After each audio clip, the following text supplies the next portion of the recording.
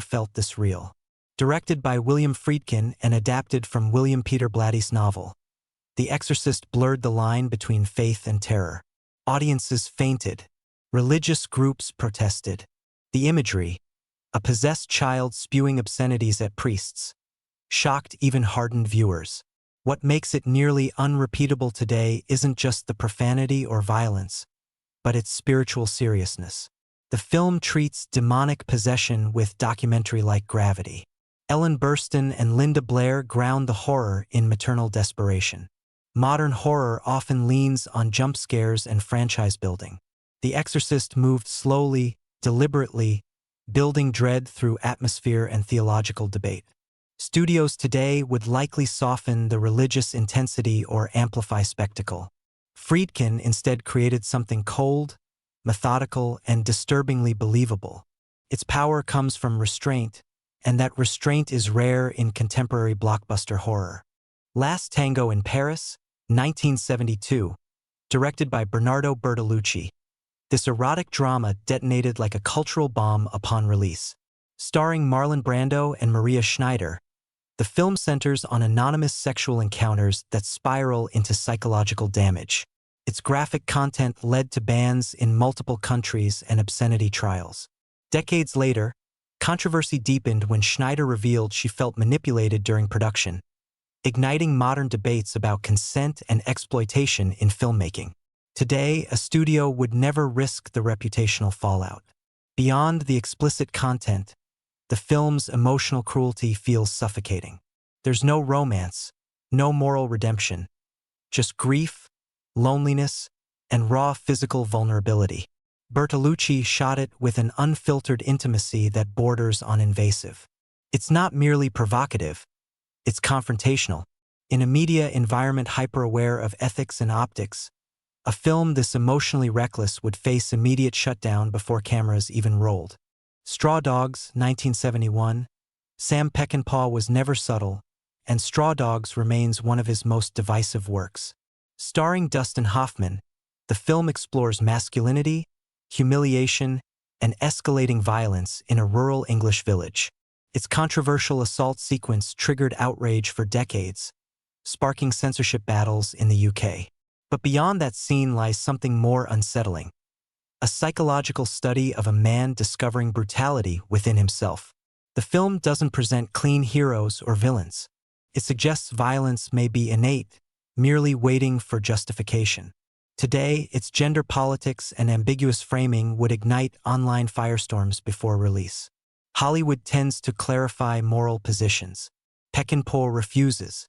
He traps viewers in moral discomfort, forcing them to question their own reactions. The tension builds slowly until it explodes in chaotic bloodshed.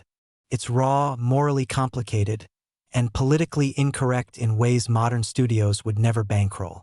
Salò, or the 120 Days of Sodom, 1975. Directed by Pier Paolo Pasolini, Salò is less a movie and more an endurance test. Loosely inspired by the writings of Marquis de Sade, it depicts fascist elites subjecting captives to systematic degradation. Banned in numerous countries, the film remains one of the most controversial ever made. Its graphic imagery and political allegory collide in deeply disturbing ways. Pasolini intended it as a savage critique of authoritarian power and consumer culture. But its explicit cruelty overshadows its intellectual ambitions for many viewers. There is no narrative comfort, no catharsis, just escalating moral horror. In today's climate, such content would likely never secure funding, distribution, or mainstream discussion. Studios would fear backlash instantly. Salò pushes boundaries beyond shock into revulsion.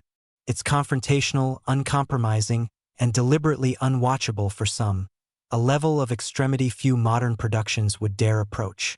Taxi Driver, 1976. Martin Scorsese captured urban decay with unnerving intimacy in Taxi Driver. Robert De Niro plays Travis Bickle, a mentally unstable veteran spiraling into vigilantism. The film's violence, political undertones, and disturbing interactions, particularly involving a young Jodie Foster, sparked controversy immediately. But what truly makes it difficult today is its refusal to condemn Travis outright. The film observes him clinically, forcing audiences to sit inside his fractured psyche.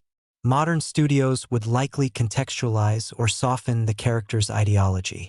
Scorsese does neither. The famous "You Talkin' to Me" scene isn't heroic, it's tragic. Taxi Driver explores alienation without prescribing easy solutions. In an era hyper-aware of media influence and radicalization, a film this ambiguous about its antihero would face enormous scrutiny. Its psychological boldness is precisely what makes it timeless and nearly unrepeatable. Caligula, 1979, few productions were as chaotic as Caligula.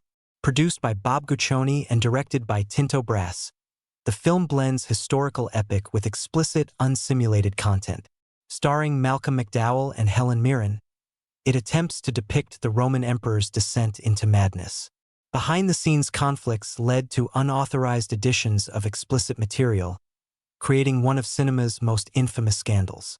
Major stars later distanced themselves from the final cut. Today, no mainstream distributor would gamble on such a volatile mix of prestige cast and graphic excess. The film's notoriety eclipsed its artistic ambitions. It exists in a strange space between art-house provocation and exploitation spectacle. Corporate studios now operate under tighter brand management. A production this chaotic, controversial, and sexually explicit would collapse long before release. Deliverance, 1972. Directed by John Berman, Deliverance shocked audiences with its unflinching depiction of survival and violence in the American wilderness. Jon Voight and Burt Reynolds portray city men whose canoe trip descends into nightmare. The infamous assault scene became one of cinema's most disturbing moments, sparking heated debate about masculinity and trauma. Beyond the shock lies a meditation on civilization versus primal instinct. The film suggests that beneath modern polish, something savage waits. Today, its graphic violence and rural stereotyping would ignite immediate backlash. Studios might fear accusations of exploitation, yet Borman shot it with deadly seriousness, grounding the horror in realism. There's no triumphant victory, only psychological scars. Deliverance feels dangerous because it strips away safety nets. In a carefully curated media landscape, that raw unpredictability is rare. The Deer Hunter, 1978. Michael Cimino crafted an epic meditation on friendship, war, and trauma with The Deer Hunter. Starring Robert De Niro and Christopher Walken, the film shocked audiences with its harrowing Russian roulette sequences set during the Vietnam War. Critics debated its portrayal of Vietnamese characters and its psychological extremity.